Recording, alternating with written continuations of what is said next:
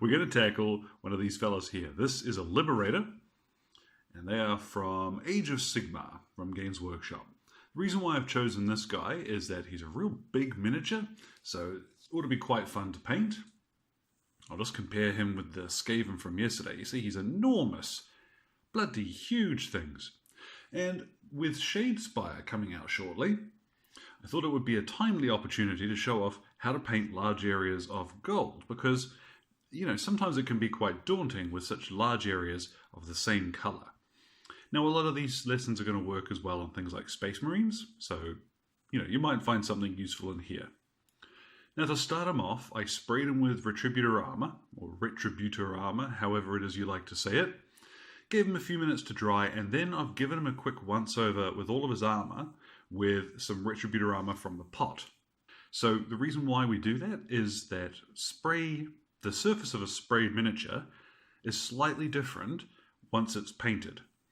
So spray works by giving the paint something to adhere to, but it does look slightly different, even if the colour is the same, to something from the pot. So it means if I make any mistakes and I want to cover it up with Retributor Armour again, if I use that straight from the pot, it's going to look different to any areas that I haven't touched up after the spray.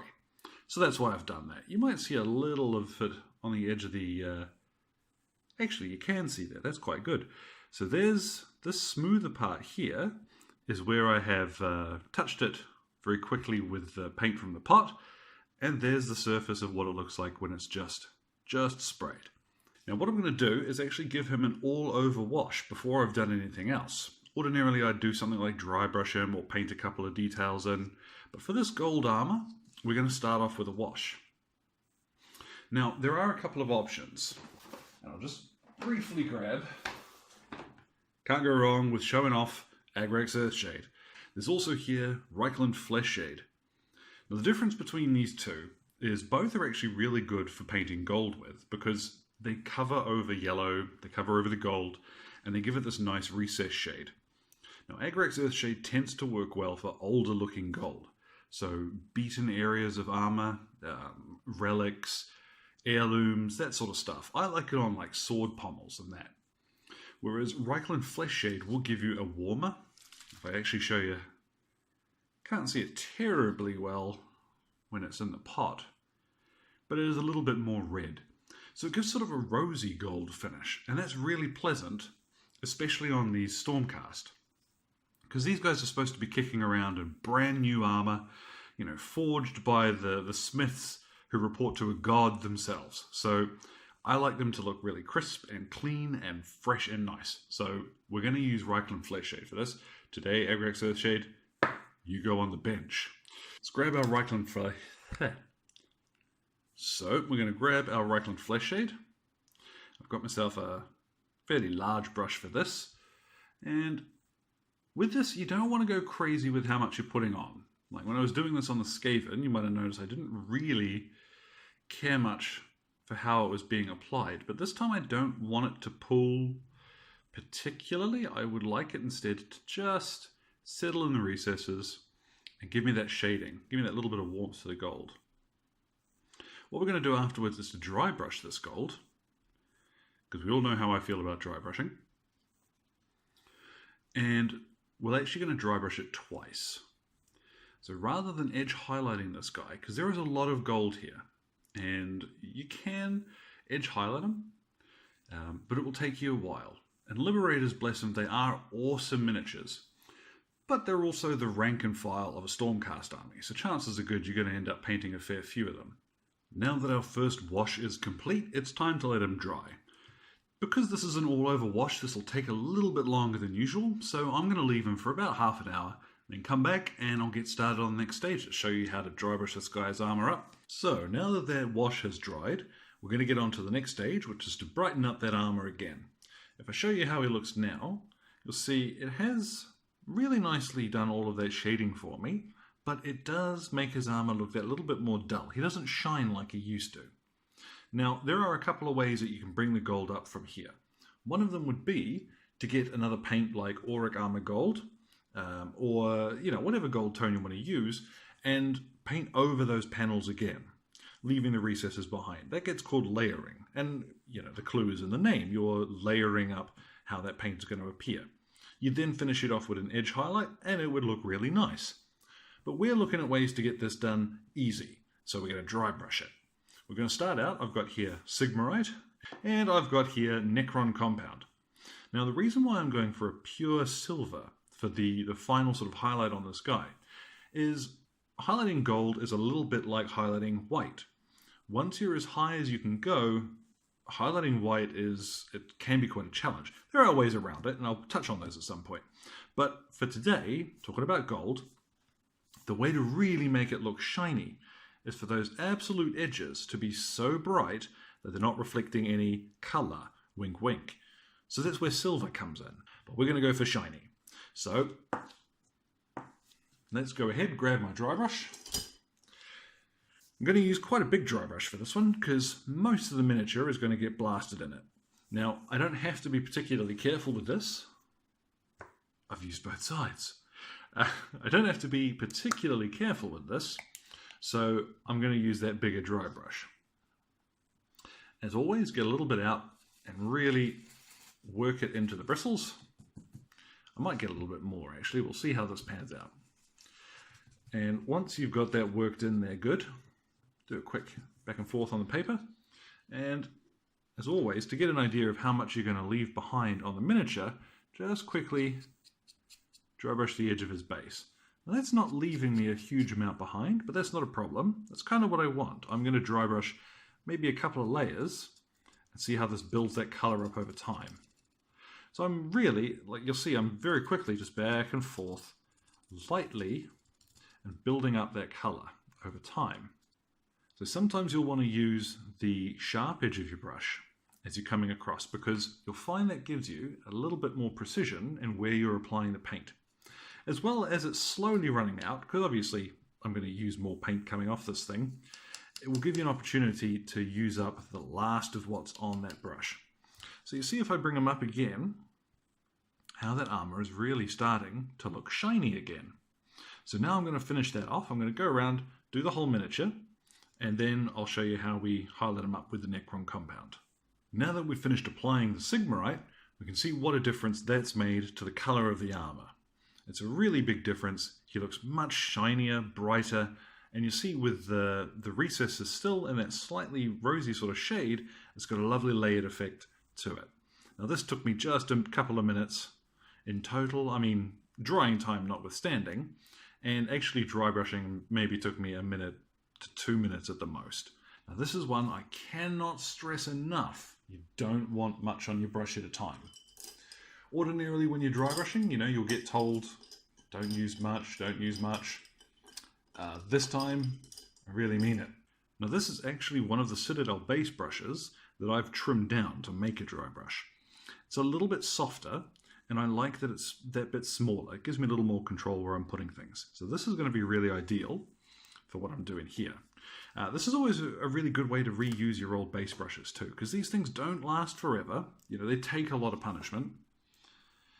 So let's get some of that into my brush. And like I said, this is, you really want to make sure you are not leaving much behind. You're just wanting to catch the absolute edges of these gold effects. So we'll start here on a shield as the best example, because if this goes a little overboard, it doesn't really matter on the edge of the shield. So just lightly, whoa, heck, and we'll do that shield boss. So you see I'm just moving them around so that the edge of the brush is all that's going to come in contact with the very edge of the detail. And if we zoom on that, look at that. Now how quick and easy is that? And it looks pretty bloody good. Other example, we'll get in here under his breastplate and just do these.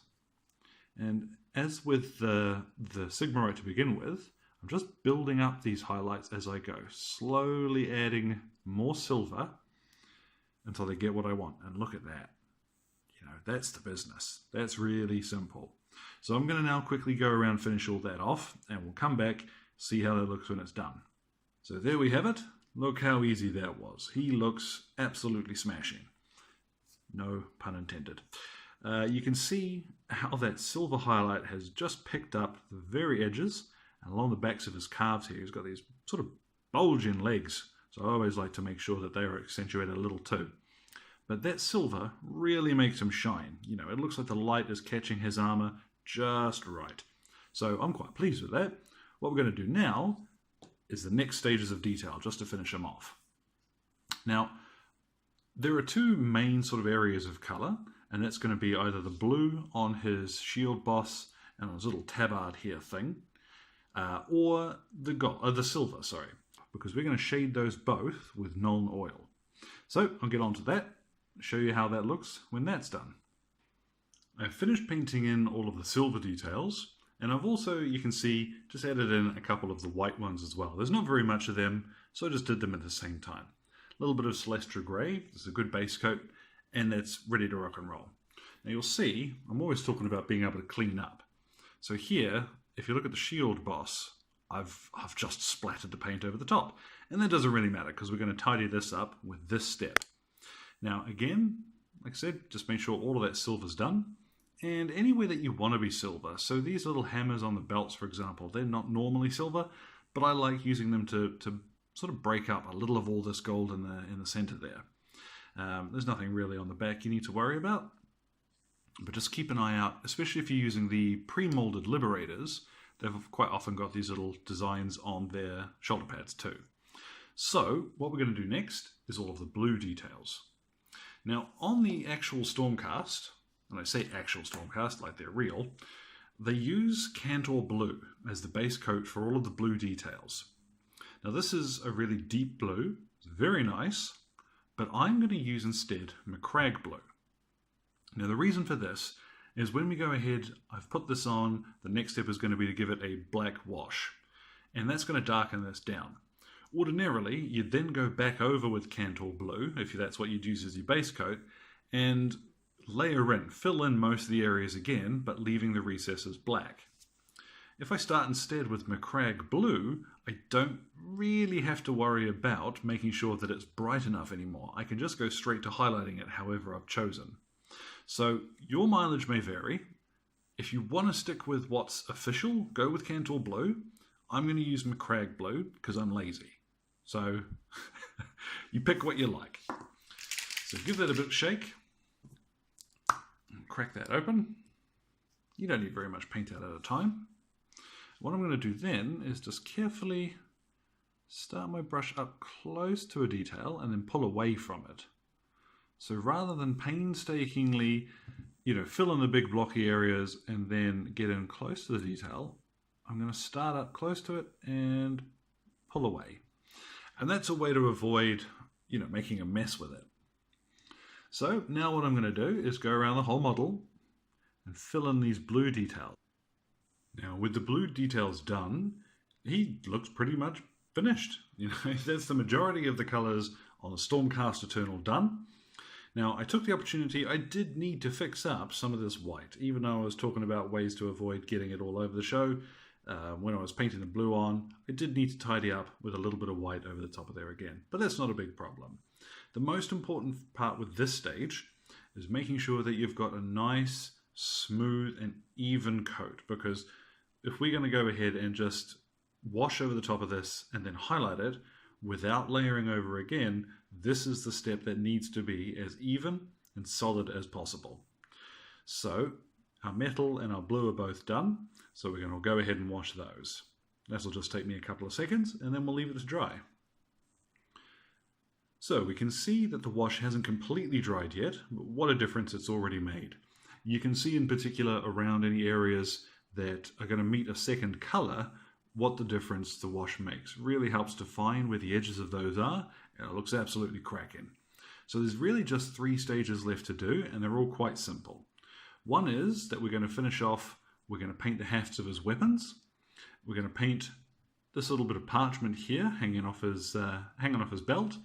And we're going to paint in the little black details where all the joints of his armor are, where the, undersuit is. So what I'm going to do now is base coat those colors that I'm going to finish off. So I'm going to use, first of all, Zandri dust.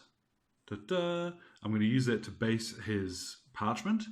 I'm going to use Screamer Pink, and that is this one here, and Screamer Pink is going to be used for the heft of his weapons. You'll see why this in a minute. Once it's had a wash, it doesn't look quite so extreme.